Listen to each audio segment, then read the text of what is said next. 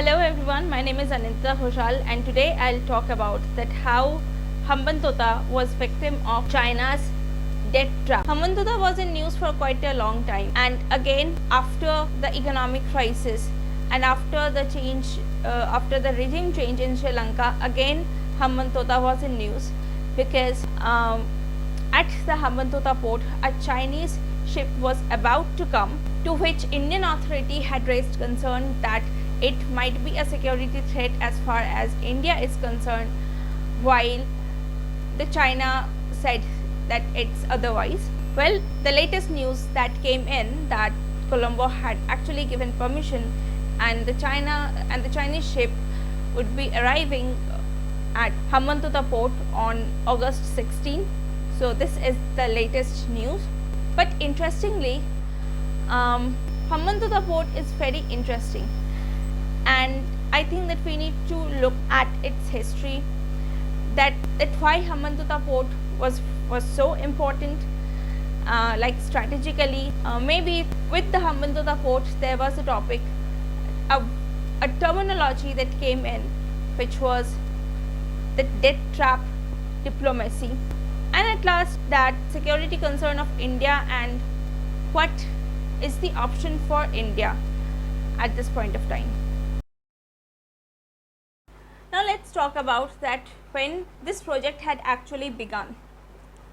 The construction of Hambantota actually started in 2008, which was funded through Chinese loan of about $1.3 billion. Phase 1 of the project was completed in 2010, and then the port commenced commercial operations in 2011. Phase 2 of this project was completed in 2015. The total cost was $1.5 billion. In 2016, Hambantota port was under the ownership of Sri Lanka Port Authority, and it incurred losses of about Sri Lankan SLR 46.7 billion. Meanwhile, Sri Lanka had to repay nearly $1.7 billion to China as the principal and interest for the loan, which it took to build the port from the China. Now the debt repayment loan was close to $100 million annual. Let's talk about the strategic importance of Hambantota. It connects west and east shipping routes. Hambantota is situated at 10 nautical miles from the global shipping routes. The port has great potential in energy due to its location in the Indian Ocean Rim, where 50% of the world maritime oil is traded. So here is a very important and very interesting factor, that at the time when Sri Lanka was actually facing economic crisis, and when so many countries had actually refused to give loans to Sri Lanka, given her economic condition, China was the one country who actually gave loan to Sri Lanka, and the amount of loan and the amount of interest was so much that a country which was actually struggling as far as the economy is concerned, so it became unbearable for Sri Lanka to repay the loan to China. So what happened was that a port which was strategically located in Sri Lanka, and this port which actually can benefit Sri Lanka, was handed over to China just because Sri Lanka was unable to pay the debt. And this theory, this concept was called as the debt trap diplomacy, and moreover this terminology was coined by America during the Trump administration. Other than Sri Lanka, there are other countries that are also part of this debt trap diplomacy, and broadly the China said that it is a part of Belt and Road Initiative. What is Belt and Road Initiative? I'll talk it about in the next episode. China has an important and the most ambitious project which she say is the Belt and Road Initiative. So Belt and Road Initiative is the program or is the initiative that was meant to spread the business of China all over the world, and China has picked up certain routes which would be an important aspect as far as Belt and Road Initiative is concerned.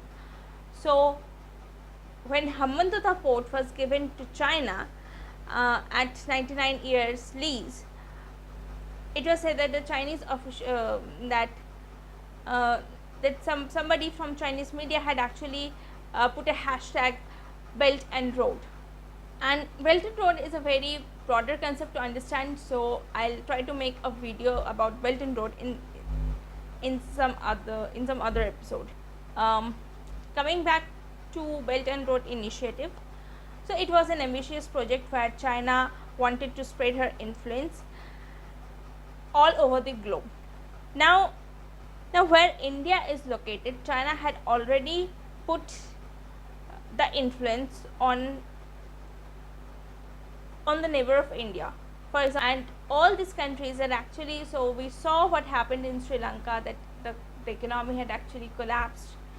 The similar story is there in Pakistan also, and Nepal is also struggling as far as the economic.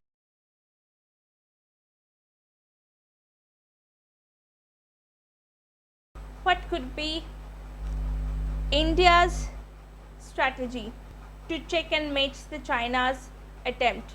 Well, as India had actually begun as far as Sri Lanka is concerned, when Sri Lanka was struggling economically, India was the one country to provide humanitarian assistance. When China is putting her money and putting her influence on this very zone, so as an Indian we have to see that what is our power, and how can we influence the other countries so that they can be on our side. So in order to do that, the solution could be to expand the soft power of India, the soft diplomacy of India, to have a connection, to people connection. And not only so, it's not about the government. The relation should not be based only from the government to government perspective, but also, in my opinion, it is people to people contact. More people will engage with each other, the more we would build a strong neighborhood. Hi guys, so this is it for today. I hope you like this episode and find the episode informative. So if you like it, then please smash the like button and also share this episode so that it can spread out to more and more people. Thank you for watching.